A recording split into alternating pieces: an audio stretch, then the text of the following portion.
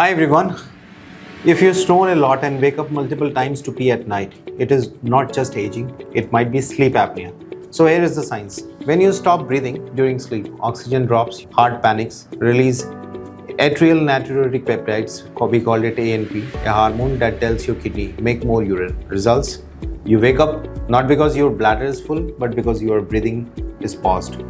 It is known as nocturia, which is nocturnal time frequency, which is secondary to OSA, and it is massively underdiagnosed. So if you snore, feel tired and pee a lot at night, don't blame your prostate or bladder first.